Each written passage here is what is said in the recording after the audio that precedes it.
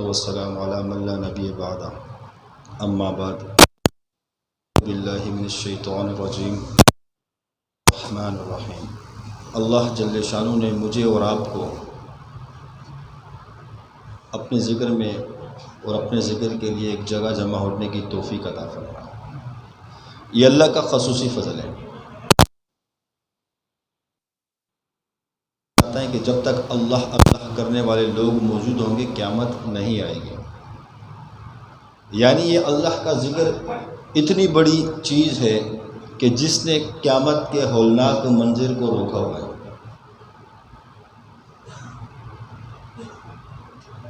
کہ جب اللہ اللہ کرنے والے نہیں ہوں گے تو کیا ہوگا؟ قیامت برپا ہو جائے گی۔ اور قیامت کا دن حدیث میں آتا ہے نا کہ اتنا خطرناک دن ہوگا کہ اس میں جب سور پھونکا جائے گا اس کی جو آواز ہوگی ایسے خوفناک قسم کی آواز ہوگی کہ انسانوں کے دل پھٹنا شروع ہو جائیں گے اس آواز کو سن کر۔ اور وہ دن ایسا ہوگا کہ سورج مشرق کی جگہ سے مغرب سے طلوع ہوگا، اور وہ دن ختم ہونے کا نام نہیں لے گا۔ یہاں تک آتا ہے کہ بڑوں سے سنتے کہ جو حاملہ عورتیں ہوں گی وہ اپنا حمل گرا دیں۔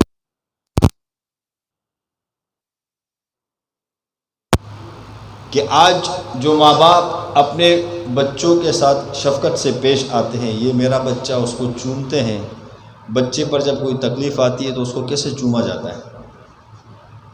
بچہ اگر 1-2 گھنٹے کے لیے کھو جائے اور جب وہ ملتا ہے تو والدین خوشی کے مارے کس طرح چومتے ہیں اپنے بچے کو۔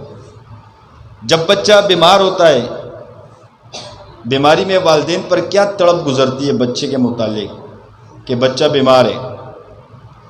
قیامت کے روز وہی بچہ ہوگا کہ والدین اپنے بچوں کو پھینک کے جا رہے ہوں گے۔ یہاں تک کہ جیسے فٹ بال کو لوگ لاتے مارتے ہیں، اسی طریقے سے بچوں کو بھی لاتے مار مار کے بھاگیں گے، کیونکہ ہر کسی کو اپنی پڑ جائے گی۔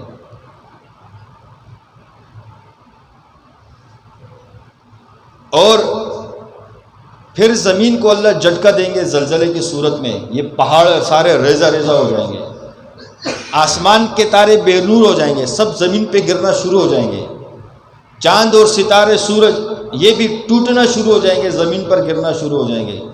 اس سے بھی کئی سخت خطرناک جو دن ہے وہ قیامت کا ہے، جس میں پوری کائنات کو تباہ کر دیا جائے۔ لیکن یہ ہولناک دن یہ کس وجہ سے رکا ہوا ہے؟ اللہ اللہ کرنے والوں کی وجہ سے۔ میرے عزیز ساتھیوں، یہ اللہ کا ذکر جو ہے یہ معمولی چیز نہیں ہے۔ جب یہ اتنے ہولناک چیز کو روک سکتی ہے تو ہمارے مسائل اس کے آگے کیا ہے؟ ہمارے مسائل کی اہمیت کیا ہے اس کے آگے؟ آج اپنے مسائل کو ہم حل نہیں کروا سکتے ہیں اپنے ذکر سے، یہ تعلق کی کمی کی وجہ سے۔ کس کی وجہ سے؟ تعلق کی کمی کی وجہ سے، کہ اس اللہ جل شانہ کے ساتھ ہمارا وہ تعلق بنا نہیں۔ اور ہم اور آپ جو ذکر کرتے ہیں، سب سے بڑا فضل تو ہے کہ اللہ نے ہمیں ذکر پہ لگا دیا۔ غالباً حاجی امداد اللہ ماجر مکی رحمۃ اللہ علیہ سے یا حضرت گنگوئی رحمۃ اللہ علیہ سے کسی مرید نے عرض کی، مرید نے پوچھا کہ اللہ کا ذکر کرتا ہوں لیکن کچھ مزہ نہیں آتا، لطف نہیں آتا، یا کوئی کام نہیں بنتا، اور اللہ کا ذکر کرتے ہوئے اللہ کا دھیان نہیں ہوتا۔ شیخ نے فرمایا کہ اللہ کا نام ایسا ہے کہ اس میں اگر دھیان نہ بھی ہو تب بھی اللہ کے نام کو پڑھنے سے، اللہ کے نام کو بولنے سے، اللہ اللہ کی ضربیں لگانے سے، تب بھی یہ فائدے سے خالی نہیں ہے۔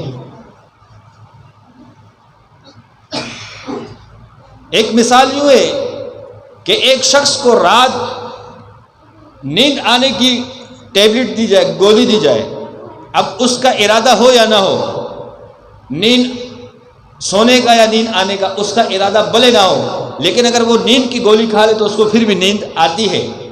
اس کا ارادہ نہیں تھا پھر بھی اس کو نیند آ گئی. کیوں؟ کہ جب اس گولی کے اندر اللہ نے وہ اثر رکھا ہے تو پھر اللہ کے نام میں بھی بہت بڑا اثر ہے. اول تو یہ ہے کہ اللہ نے ہمیں جو اپنے ذکر پہ لگا، یہ بہت بڑا اللہ کا فضل ہے اور بہت بڑی نعمت ہے. لیکن میں نے اور آپ نے محنت اتنی کرنی کہ یہی ذکر ہمارا ایسے اللہ کمال کا بنا دے، اور اسی ذکر کو اللہ اسم اعظم بنا دے کہ جب ہم اس ذکر کو ایک دفعہ اللہ کا نام لیں ہمارے مسائل چٹکیوں میں حل ہوتے. یہاں تک پہنچنے کے لیے ہمیں ذکر کرنا پڑتا ہے کہ ہمارے ذکر میں اللہ وہ تاثیر پیدا کرتا ہے. میرے جی ساتھیوں، یہ اللہ کے نام لینے والے جو لوگ ہیں اور لا الہ الا اللہ محمد الرسول اللہ یہ کلمہ پڑھنے والے جو لوگ ہیں، یہ بڑے عظیم لوگ ہیں. اس کے بہت بڑے فائدے ہیں. یہ بہت بڑی نعمت ہے اللہ نے جس کو اس کلمے کی دولت سے نوازا ہے. اس کا اندازہ مجھے اور آپ کو نہیں ہوتا. حدیث میں آتا ہے، حدیث کا مفہوم ہے کہ جس نے زندگی میں ایک مرتبہ صرف یہ کلمہ پڑھا، لا الہ الا اللہ محمد رسول اللہ، اس نے اللہ کی کوئی اطاعت نہیں کی لیکن ایمان تھا اس رب کے اوپر، اس کلمے کے اوپر. اللہ کی کوئی اطاعت نہیں کی، اللہ کے کسی حکم کو مانا نہیں، بس ساری زندگی اللہ کی نافرمانی میں گزار دی. جیسے حدیث میں آتا ہے نا کہ جس نے ایک مرتبہ یہ کلمہ پڑھا اس پہ جنت واجب ہو جاتی ہے. اب اس شخص کو اس کے اعمال کی وجہ سے اگر اللہ جہنم میں ڈال بھی دیتے ہیں اور یہ کئی سالوں تک جب جہنم میں پڑا رہے گا، اور جہنم میں جب کافر اس کو تانا دیں گے کہ تو نے بھی تو زندگی میں ایک مرتبہ یہ کلمہ پڑھا تھا، آج ہمارے ساتھ عذاب میں آپ بھی مبتلا ہو، تو اللہ جل شانہ جلال میں آئیں گے اور فرشتوں سے حکم کر دیا جائے گا میرے اس بندے کو جہنم سے نکال کر جنت میں داخل کر دو.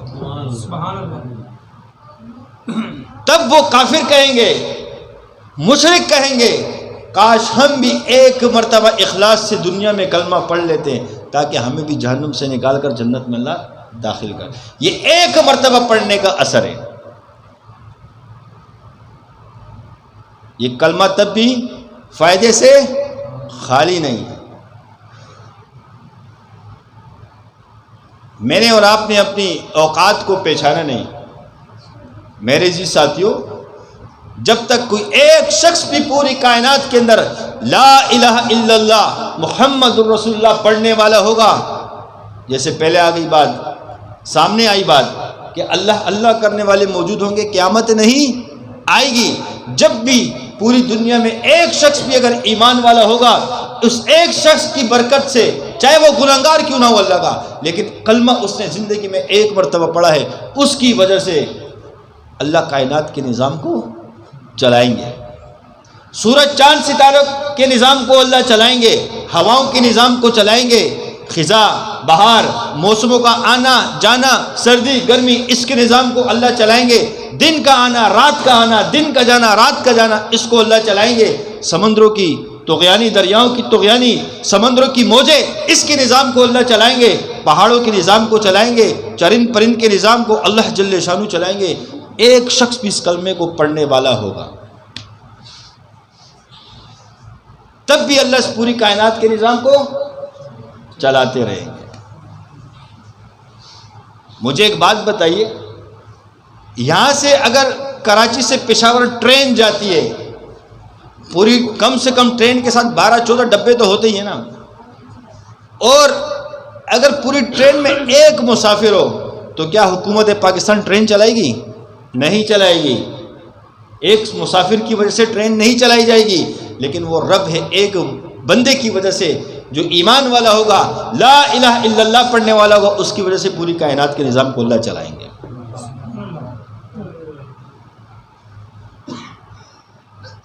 میرے جی ساتھیوں، یہ ہم نے اس چیز پہ غور نہیں کیا. یہ ایمان کا جو کلمہ ہے یہ بہت عجیب کلمہ ہے. اپنی اوقات کا پتہ چلا کہ اللہ نے اس کلمے والے کی کیا عزت رکھی ہے، کیا عظمت رکھی ہے. اور حدیث میں آتا ہے کہ اللہ کی معرفت کو حاصل کرنے کے لیے یہی کلمہ ہے، لا الہ الا اللہ. اسی کی برکت سے اللہ اپنی معرفت بھی عطا فرماتا ہے. اور ایک حدیث میں آتا ہے کہ جس کا اول کلمہ اور آخری کلمہ لا الہ الا اللہ ہو، 1000 سال زندگی گزار دی، قیامت کے روز اس سے کسی گناہ کا مطالبہ نہیں کیا جائے گا، اس کو بغیر حساب کتاب کے جنت میں داخل کر دیا جائے گا. اس لیے حدیث میں آتا ہے کہ جب آپ کا بچہ بولنے پڑے اس کو سب سے پہلے لا الہ الا اللہ سکھاؤ. میرے جی ساتھیو، اللہ نے مجھے اور آپ کو جو نعمت دی ہے، اس کلمے کی یہ بڑی عظیم نعمت ہے.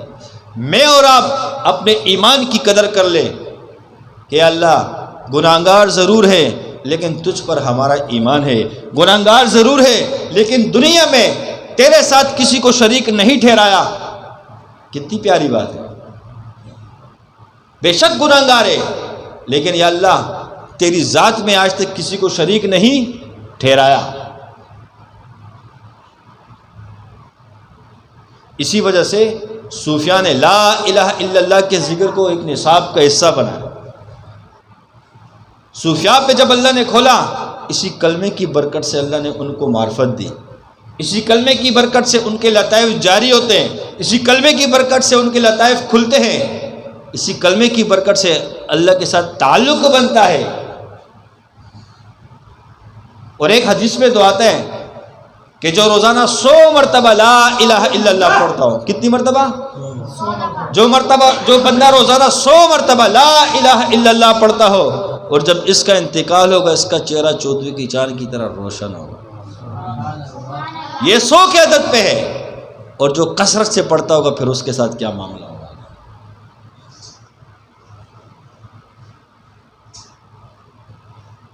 یہ کلمہ ایسا ہے کہ یہ ایمان کو تازہ کرتا ہے.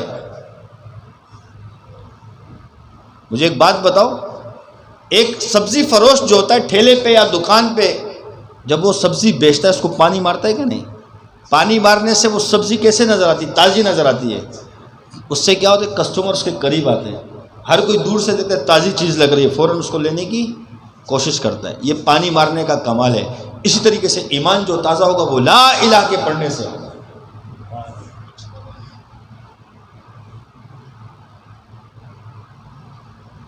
کیونکہ صحابہ نے آپ علیہ الصلوۃ والسلام نے صحابہ سے فرمایا کہ اپنے ایمان کی تجدید کیا کرو.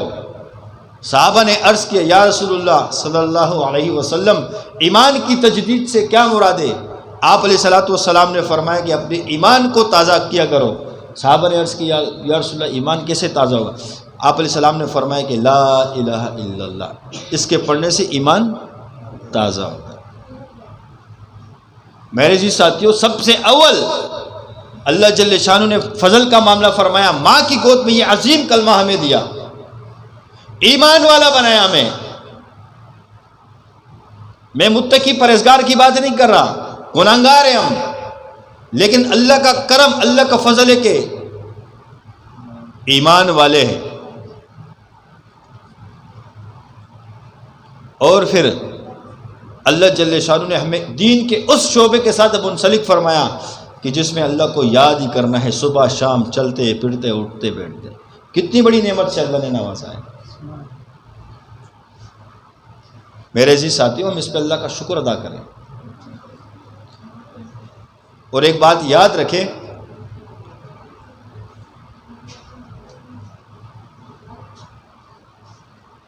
کہ اللہ پاک سے مانگتے رہے دعاؤں کے ذریعے سے کہ اللہ تو ہمیں موت تک اس کام کے ساتھ جوڑے رکھ.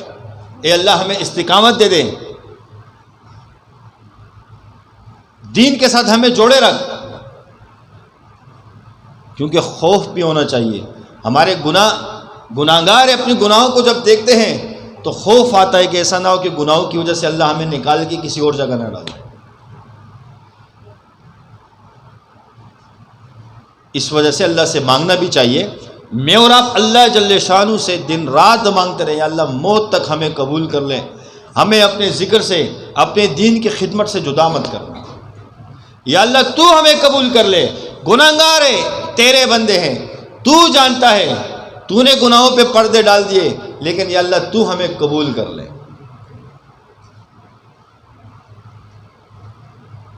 اور ہمارے اندر جذبہ ہو اس دین کو پھیلانے کا۔ یاد رکھنا کہ بہت سے لوگوں کے بہت سے اقوال سامنے آتے ہیں۔ بعض لوگ کہتے ہیں کہ دین تلوار سے پھیلا، بعض لوگ کہتے ہیں کہ دین دعوت سے پھیلا۔ دین نہ تلوار سے پھیلا نہ دعوت سے پھیلا، دین قربانی سے پھیلا۔ کس سے پھیلا؟ قربانی سے۔ اگر ایک شخص نے تلوار اٹھائی اللہ کی دین کی سربلندی کے لیے، اس دین کی حفاظت کے لیے، تو قربانی سے اٹھائی، اپنی جان کی قربانی سامنے رکھی۔ ذریعہ کیا بنا؟ قربانی۔ اور ایک شخص نے کسی کو دعوت دینا شروع کی تو اس نے اپنے عزت کو سامنے رکھا کہ وہ لوگوں سے تھپڑے بھی کھاتا ہے، گالیاں بھی سنتا ہے، تب اس نے اپنی عزت کی قربانی دی کہ نہیں؟ تو دین کس سے پھیلتا ہے؟ قربانی سے۔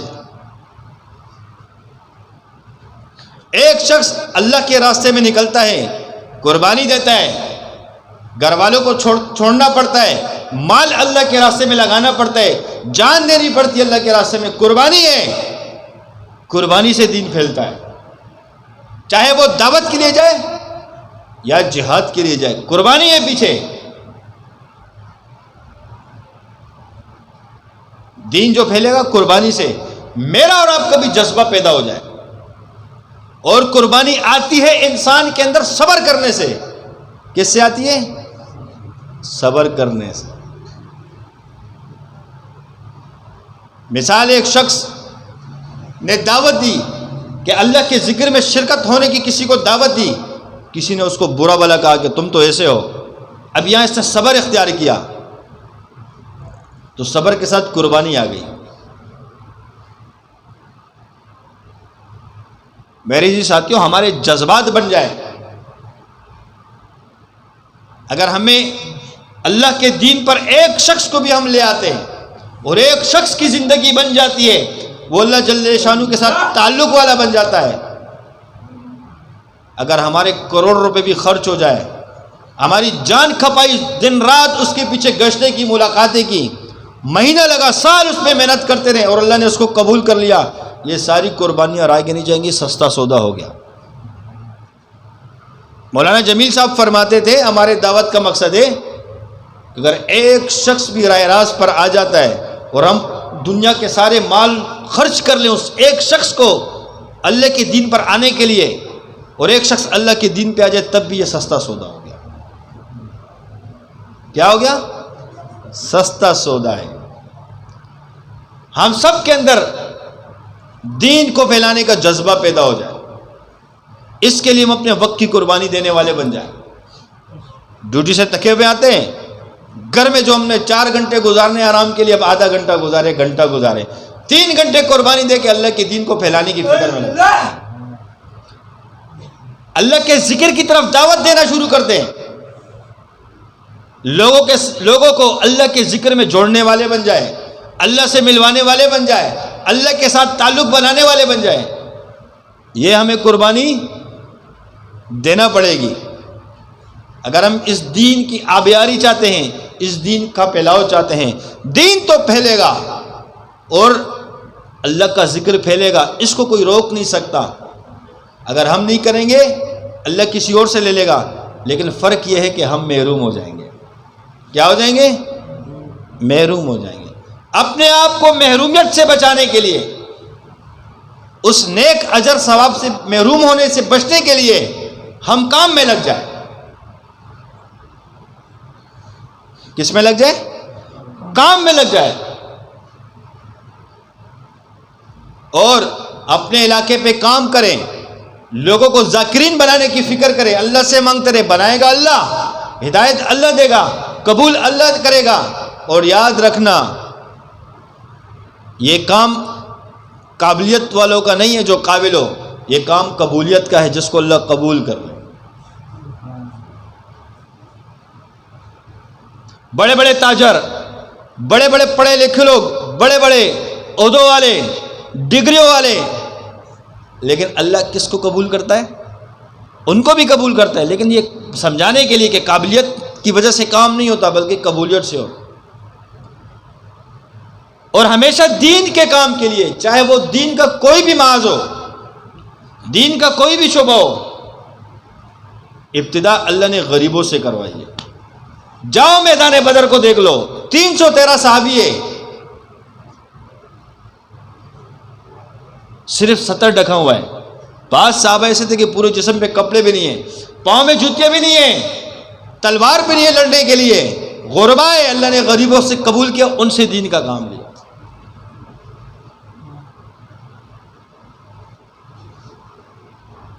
لیکن ان کے جذبے بلندے ہے تو 313 جذبے بلندے، حوصلے بلندے، اور آپ علیہ الصلوۃ والسلام پر اپنی جان فدا کرنے والے ہیں.